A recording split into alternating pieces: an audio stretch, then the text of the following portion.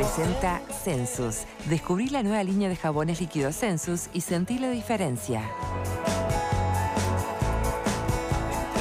Recordarles simplemente que le quedan los últimos días al mes aniversario de la óptica Stella Hinchuk por sus 18 años de vida, que te ofrece descuentos del 25% en colecciones seleccionadas, así que no te pierdas la oportunidad. Pasa por cualquiera de sus 7 locales, 5 en Montevideo, 2 en Punta del Este, abiertos todo el año. Es el mes aniversario de la óptica Stella Hinchuk. Bien, redondeamos el tema, Mansi. Usted dejó planteado antes de irnos a la tanda y cómo podemos rellenar la brecha, esta brecha gigantesca, cultural, social, conductual, para no llegar a los chingas. Y de nuevo, creo que esa es una pregunta que nos formulamos a diario, nos formulamos todos. La pregunta la formulamos una y otra vez, la respuesta es equivocada. Pero yo me acuerdo de dos presidentes, a ver, los dos últimos presidentes, uno que dijo educación, educación, educación, y otro que dijo le voy a cambiar el ADN a la educación.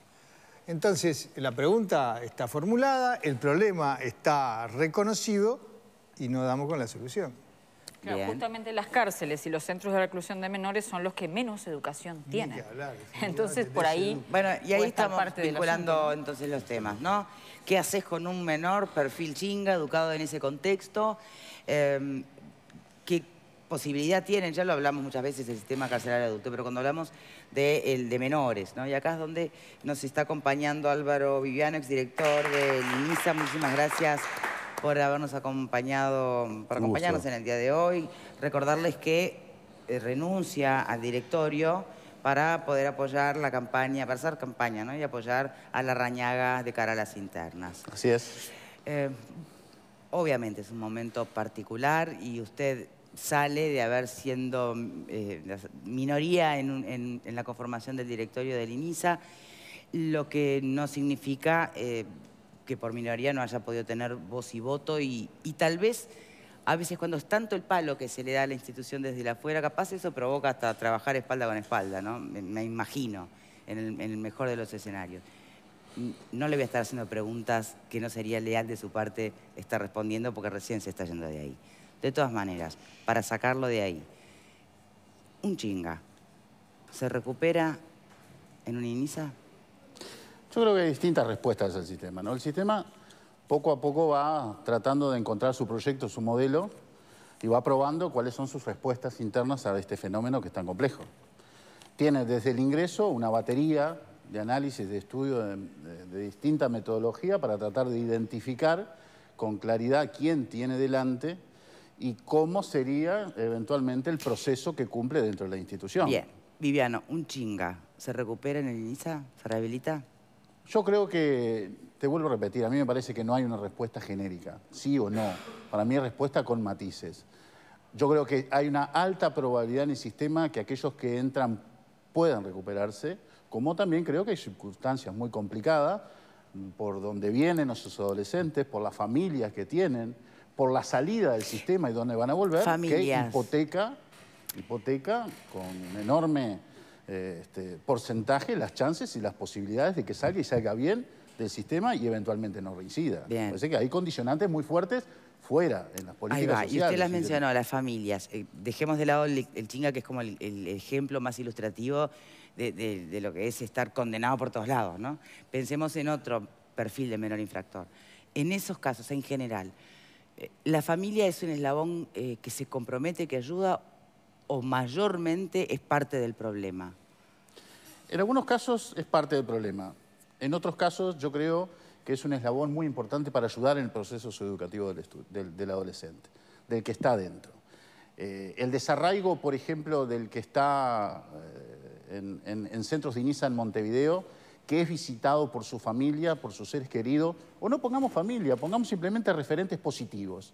Aquellos que pueden, desde otro lugar, incidir en retrovertir parte de esas conductas inadecuadas. Entonces yo creo que esa tarea hay que promoverla y hay que empujarla. Eventualmente ahora INISA ha desarrollado todo un programa que le ha llamado de familia específicamente, con esa dirección, la de tratar de encontrar caminos de encuentro con la familia o con los referentes positivos para que adentro del sistema puedan ir coadyuvando en esa tarea de que hacer un correcto proceso, pero sobre todo ir preparando el proceso de salida, que es el más complicado. Mirá que nosotros gastamos fortunas en el sistema, disparando distintos tipos de dispositivos de salud mental, educación formal, educación no formal, prácticas laborales, tratando de encontrar con, bueno, tareas de todo tipo para que el adolescente vaya reflexionando y vaya encontrando un camino. Ahora, si no trabajamos en el afuera, si no trabajamos en ese enlace, en esa salida que el adolescente tiene que hacer para que del otro lado haya una mano que lo reciba y lo reciba en un campo fértil para que se pueda seguir integrando, bueno, hay un alto porcentaje de poder fracasar. Y eso no es solo la tarea de INISA y el mandato legal que tiene. Eso es parte del conjunto de las políticas sociales que tienen que integrarse porque de alguna manera tienen que entender que hay ahí un posible ciudadano que se puede desviar, pero también un posible ciudadano que lo podemos reintegrar. Y eso es muy positivo en una sociedad democrática como la nuestra. Ahora, no es una tarea sencilla y no es una tarea solamente de la interna de INISA.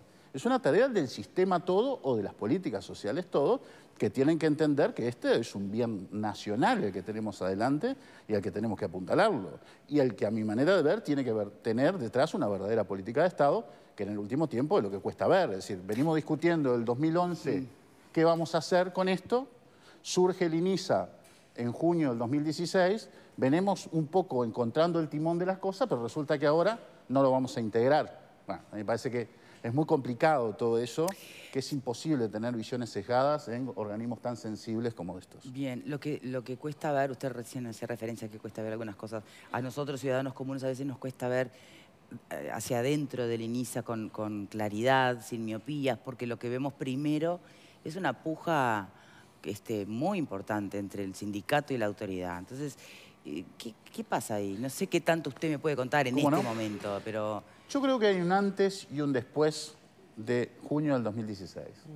Creo que hay un antes a INISA Servicio Descentralizado, al INISA en este caso SIRPA. ¿Hay un antes y después de Gabriela Fulco? Yo creo que no, yo creo que hay que llevarlo al plano institucional. Si usted me permite, en estas cuestiones que salen a la luz, que a veces evidencian eventualmente mucha confrontación, sí.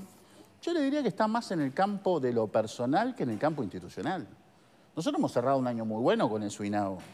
Hemos firmado unos convenios que tienen que ver con recomposición salarial y formulación de la estructura interna del INISA que no la tenía, porque cuando nos separamos del INAO en el 2016, INISA quedó a la deriva, los recursos y los mejores funcionarios quedaron en INAO, e INISA tuvo que empezar a procurarse a sí misma reinventarse para generarse la organización que hoy, por suerte y de a poco se va dando, tiene como centro un convenio muy importante firmado con los funcionarios ahora, que se discutió mucho, que surgió a partir del entendimiento y que yo creo que les va a dar estabilidad al INISA por mucho tiempo. En el campo de lo funcional, claro, hay temas todos los días que son complicados. Es decir, administrar menores infractores en centros, algunos como los que tenemos, generan tensiones, generan problemas. Hay episodios de violencia. Esos a veces se trasladan más a lo que se supone un enfrentamiento entre funcionario y administración que a un hecho real que tiene otra dimensión. Pero me parece que se ha avanzado mucho, ¿no? Y me parece que se ha avanzado porque cada uno va tomando su lugar. Unos, los que tienen la representación del funcionariado y como tal la defensa del trabajo y de las condiciones de trabajo, y otros desde otro lugar donde en el acuerdo o en el desacuerdo entendemos que hay que manejar la institución y hay que gobernar. Ese es el pleno juego democrático en estas instituciones y me parece que se ha evolucionado mucho. Me parece que en ese campo logramos en el directorio como repartir las competencias para a partir de las experticias personales más salientes poder, bueno, encargarnos de tareas que en su momento fueron más complicadas. Y esa tarea de la interlocutoría con el funcionariado, con el sindicato, fue repartida de tal manera que me parece que al final de la gestión, por lo menos de este tiempo, se viene procesando un clima distinto. Obvio, siempre estamos abiertos a que ocurran cosas que son difíciles de prever en el sistema carcelario, y eso es inevitable, por más que uno intente blindar con profilaxis todas las eventualidades, las relaciones humanas, preverlas, pero bueno, ocurren. Pero creo que estamos en un clima de armonía creciente que tiene que ver mucho con cierta estabilidad que va ganando la institución en este último tiempo. Bien, si tuviera que decir el mayor logro del INISA en su periodo. Yo creo que el mayor logro del INISA es de a poco intentar blindar el funcionamiento de la institución de las malas prácticas. Creo que de a poco hay una tendencia a abandonar definitivamente los malos tratos. Me parece que definitivamente hay una tendencia a abandonar el hacinamiento. Me parece que paulatinamente hay una tendencia a, bueno, a evitar el encierro abusivo, del cual fue objeto en INISA durante mucho tiempo, los adolescentes que estaban en INISA. Me parece que la transparencia en la gestión fue o es hoy por hoy, una nota a destacar desde todo punto de vista, desde la gestión pública de los bienes, hasta la contratación de personal, hasta la selección y hasta cómo se viene organizando la institución. ¿Y qué hay de blindar de ratas? Es metafórico lo que estoy planteando, ¿no? Digo, también apuntar a lo que son las condiciones sanitarias que han dejado bastante que hablar. ¿Me permite una anotación? Yo estoy escuchando a Vigano, que está prolijo, tiene claro, ha trabajado muy duro en estos últimos años y nos está haciendo un raconto interesante y pormenorizado de la gestión. Y creo además que naturalmente nos estamos enfrentando a una situación, a una circunstancia particularmente sensible, complicada, discutible en los abordajes a los adolescentes, en el abordaje de las penas, la reclusión, Ahí podemos estar en acuerdo o en desacuerdo. ¿Pero es eso lo que se discute en el INISA? Pero perdón, déjeme terminar una cosita que me parece importante. Lo que me parece que no deberíamos tener que discutir, que no es objeto de discusión, es que si haces un edificio tiene que estar bien hecho. Que tiene que estar la eléctrica funcionando, tiene que estar las letrinas funcionando, no se puede caer el techo. Y acá lo que pasó en INISA es que se gastaron un vagón de millones de dólares en edificios que al cabo de 2, 3, 4 años de uso no sirven para más nada. Eso me parece que debería estar fuera de discusión y sin embargo es un tema que tenemos planteado. Entonces mi pregunta es, ¿en qué está el escándalo de los edificios nuevos de INISA? Perdón, doña Carmen. No, está bien, está perfecto. Eso es parte de la problemática. Se juntaba con mi último planteo de la rata, ¿no? No, pero yo creo que hay que contestar eso que tú estás planteando con la rata, porque no es menor. Como también hay que contestar lo que dice Mansi. La cuestión de las obras es una cuestión heredada por este directorio, que recibió 3 o 4 edificios en pésimas condiciones que vienen de un proceso muy cercano. Que lo que hizo INISA fue cerrar donde había que cerrar para no avanzar, investigación administrativa de por medio, justicia penal, y están comenzando las indagatorias ahora de qué ocurrió en ese proceso de construcción anterior, que no solo desde el punto de vista edilicio le entregó pésimas obras para las funciones que eran pensados, sino también desde el punto de vista programático absolutamente inconducente para desarrollar la tarea. Lo de las ratas, para mí es una tragedia, ¿no? Porque la verdad, yo veo todo el tiempo a los funcionarios de los centros tratando de tener los centros en condiciones. Veo cómo, bueno, se trata de hacer también con los adolescentes un trabajo sobre la cultura de la limpieza, del orden, del cuidado, e integrarlos a ese trabajo.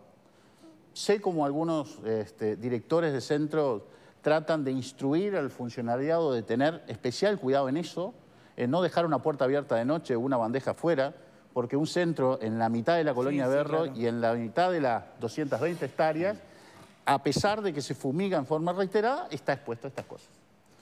Y bueno, pasó lo que pasó. Lamentablemente, un descuido, una mala praxis funcional, dejó una puerta abierta, una ventana mal cerrada y una bandeja de comida afuera y pasó lo que pasó.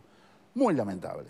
Corrió más rápido también esa foto en redes sociales como la fiesta con la familia que hubo ayer, con talleres, con participación de distintos entretenimientos con los adolescentes y los 23 adolescentes que estaban ahí y sus familias, que tuvo un altísimo valor desde el punto de vista del proceso socioeducativo, porque bueno... ¿En el centro de Ituzaingó? Sarandí. En Ituzaingó tuvimos una fuga. Bien. Hace unos días. Por aquí, Vero. Varias cosas que él va contando y uno va pensando, ¿no? Usted habla de que se va encaminando, pero sin embargo cuando uno mira la realidad de la colonia Berro sigue siendo muy dispar la realidad de un centro con el otro. Sigue habiendo algunos centros donde la reclusión sigue predominando por encima de las propuestas culturales y de las propuestas de trabajo. ¿Hay un modelo? Usted que estuvo allí desde dentro, ¿percibió que hay un modelo claro? El gobierno dice, bueno, esto es lo que vamos a hacer con los adolescentes que están en infracción. Que además, entre otras cosas, están en una cifra muy baja en este momento.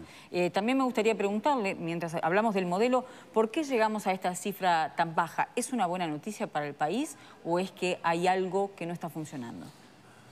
Para mí es una mala noticia que INISA hoy esté trabajando con un nivel de población tan bajo a nivel de privación y un nivel de también de adolescentes en medidas no privativas, de un nivel medio que se mantienen, 2,90 más o menos en privación hoy, cuando ha habido históricamente una media en los últimos años de 4,50 a 500 y una media hoy en no privativa de 200. Para mí, no es una buena noticia porque si uno ve la estadística delictual de estos últimos tiempos, hay una estadística creciente en varios delitos, en rapiñas, en homicidios. Entonces quiere decir que no están trasladados tampoco en el segmento de los adolescentes a los mayores, eventualmente, linealmente el traslado de la comisión del delito. Parece que no, parece que tiene que ver mucho el código. Para mí, tiene mucho que ver la implantación del nuevo código y lo que ha ido dejando. ¿Pero fue en el último año esa caída? Sí. En el último año, tanto en el sistema adulto, que tiene una caída significativa del orden del 15 al 20%, e INISA, que es superior a eso, bueno, hay un impacto fuertemente a la baja que alguna explicación tiene que tener. Yo discrepo muchísimo, incluso con la presidenta de INISA, que así lo dijo en el Parlamento cuando sostuvo de que seguramente la explicación es que los jóvenes tiene que ver, cometen delitos ahora. O que los jóvenes no delinquen porque las políticas sociales están llegando al núcleo del problema. Bueno, es una barbaridad. Ahí aparece otro temita, ¿no? Y yo quiero saber cuánto se traduce efectivamente en la eficacia potencial o eventual de una política de rehabilitación. Y es las diferentes ideologías que están dentro y presente de un directorio, de un instituto como el INISA, como puede ser el de mañana, no sé, un sistema carcelario para adultos, en el abordaje de las políticas de rehabilitación. ¿Da lo mismo? ¿Hay puntos en común en que pueden ponerse de acuerdo más allá de tener miradas tan diferentes? Claro que sí. Para mí es esencial, ¿no? Yo lo hablaba fuera de cámaras con algunos. Yo creo que... Esencial, pero me está diciendo que la presidenta dice que qué bueno que los jóvenes ya no delinquen. Y usted está diciendo, no, está equivocada. No, yo me refiero que es esencial discutir en el marco de un directorio distintas visiones para construir un modelo que es lo que ya notaba hoy. A pesar de la diferencia. Yo creo que hay un modelo en construcción que se aparta mucho de modelos anteriores donde algunos preferentemente construían muros y engrosaban sus brazos para tener adentro a los adolescentes recluidos y con mucho tiempo de reja, a algunos otros que les abrían la puerta y teníamos 1000 fugas por año. Parece que estamos muy lejos de esos. Estamos en un modelo donde, preservando la seguridad interna, se privilegia y se está privilegiando sobre todo aquellas baterías que tienen que ver con el diseño de una estrategia desde el punto de vista de lo psicotécnico, lo laboral y lo educativo, que eso es el verdadero sostén del programa de INISA hoy. Y reflexionar sobre el delito y lo que ello implica, donde hay una disposición permanente a trabajar desde todo punto de vista y donde hay acuerdo. Tenemos matices y tenemos diferencias. Por ejemplo, acordamos cambiar definitivamente la locación de los que eran cautelares del local de Cufré y llevarlos a Beloni. Vender Cufré y alojar provisoriamente a algunos adolescentes en egresos. Yo, por ejemplo, no era partidario de que ese cambio se hiciera abruptamente, sino que se hiciera progresivamente. Y fueron conocidas resoluciones en contra de ese mecanismo mía. Pero no fueron lo sustancial. Y ni fueron en el modelo de intervención, fueron en lo instrumental. Y yo creo que esa sana discusión de distintas visiones hace una política de Estado que a mí me parece que en estas instituciones tan complejas y tan sensibles hay que preservar. Porque el modelo no dista mucho de una o de otra manera. Bueno, igual usted insiste que está en construcción ese modelo. Sí, señor. Escribe María, dice, bueno, cuando lo terminen de construir me avisan que salgo de casa. Mansi. Pero ese no es un problema de INISA. Está bien, estamos hablando de las discrepancias que naturalmente y felizmente y saludablemente deben de darse en el seno de organismos colegiados de distintos puntos de vista. Pero hay otra discrepancia que me parece mucho más severa. Puestos de acuerdo en una cosa, está la discrepancia entre los dichos y los hechos. verbigracia la situación del INISA es la menos dramática de las cárceles. Todos coincidimos, todos, de la ideología que fuere, del gobierno, de la oposición, de la izquierda a la derecha, que la condición de las cárceles es inhumana. Coincidiendo todos, no podemos revertir la realidad. Entonces, hay un problema. No queremos, porque ahí, a ver, seamos honestos en esto, ¿no? Ahí creo digamos, ¿alguien no quiere? En lo discursivo, pero están todos de acuerdo. La discrepancia entre los dichos y los hechos. Ahora que estamos en pleno apogeo electoral y de propuestas, dígame qué candidato tiene como base programática en materia de seguridad apostar a las cárceles y a la rehabilitación. Mire, le voy a contar un cuento que yo hice alguna vez al aire, que es el siguiente. Cuando ganó el primer gobierno del Frente Amplio, después de ganado y antes de asumido, yo estaba viviendo en el exterior de la República, vine a fin de año, ya había ganado el FA y ya era ministro designado del Interior José Díaz, que había sido compañero mío de Cámara en la primera legislatura. Y mi madre, que ahora está muerta, estaba enferma. Entonces tuve que ir a sacarle unas plagas, no sé qué, unos números, y me encuentro, muy de este país, muy democrático, muy igualitario, en la cola del CASMU, con José Díaz. Digo, che, te felicito, ministro, vamos arriba, mucha suerte en tu gestión. Sí, dice Miguel, mirá, ya de entrada nomás nos enfrentamos al problema más grave, el primer problema que tengo que enfrentar son los derechos humanos de los presos. Le digo, bien, José, vamos arriba, que tengas mucha suerte. Esto es José Díaz, primer gobierno del Frente Amplio hace año 2004. 2005. Marzo 2005. En el verano del 2004 al 2005. Efectivamente, en todo este tiempo no se pudo al menos detener el deterioro de la calidad y del modo de vida. Le vuelvo a preguntar, ¿qué candidato de la oposición tiene un proyecto que lleve la rehabilitación carcelaria y recursos para las cárceles? La oposición va a asumir el gobierno si lo asume dentro de un año y medio. Yo te estoy hablando de los últimos 15 años. Estamos de acuerdo. Estoy hablando de hoy. Pero cuando se habla de política y se habla de cárceles, yo creo que ahí a nadie le conviene apostar recursos para las cárceles. Se pierde votos. Esa es la realidad. A mí me gustaría, a propósito de que bajó el número y que el director, el exdirector, ¿no? Ya. El exdirector Álvaro Viviano señala que no lo vive como una buena nueva, como de pronto podría entenderse. Pero ¿acaso no coincide con uno de los objetivos institucionales del INISA? Leo textual: establecer la medida de privación de libertad como último recurso. Justamente, ¿no forma parte de esa política que haya menos? Porque yo te escucho decir eso y da la sensación que está en contradicción con lo que está en el marco institucional de la institución. Capaz que quedó mal explicado. Lo que a mí me llama que no es una buena noticia. Por supuesto que para INISA es una buena noticia. Nosotros en estos últimos tiempos podemos trabajar de diferente manera, administrar mejor nuestro funcionariado, trabajar personalmente con el proyecto personal con cada adolescente, que de otra manera es más difícil. Digo que es una mala noticia para la gente cuando hay una estadística criminal creciente, porque lo que ocurre en mi manera de ver, y sobre todo cuando lo vinculamos a la aplicación del nuevo código, a mi manera de ver, hay un eventual autor de un delito que no está en el sistema, está en algún lado. Por nada. Hay un alto riesgo de que esté en la calle y que el sistema no lo tenga dentro. Por supuesto que para el sistema es una excelente noticia que tenga hoy por hoy una matrícula a la baja, porque permite trabajar distinto. Para el afuera y para la ciudadanía en general, bueno, es una noticia para pensar, algo pasa. Sobre todo cuando establecemos esa comparación entre la estadística criminal creciente y la baja en los internos, tanto en INR y en INISA. Una pequeña aclaración, porque las noticias de INISA siempre tienen una espectacularidad mayor a lo normal en el sistema carcelario. INISA no llega al 4% del sistema carcelario nacional, vamos a entendernos, ¿no? Nosotros tenemos 300 adolescentes y el sistema carcelario tiene 10.000. Bueno, por lo tanto es falso sugerir, no digo que lo estés haciendo tú, que la avalancha o el aumento de los crímenes tengan que ver con los menores de edad, ¿no? No, por supuesto.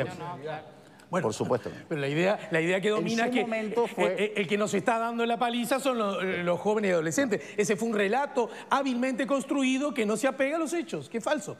Bien, Alfredo, tenemos que escucharte. Son los números, señores, no es lo que tengamos ganas. Alfredo García, que está muy callado. A ver, para mí no es parte de ese relato. Porque estoy escuchando se supone que el hombre sabe. ¿Cuánto tiempo estuviste, Viviano, ahí? 2 años y medio. 2 años y medio. Se supone que sabe algo. Habla de que hay un proyecto que se está en construcción, que se están dejando los malos tratos.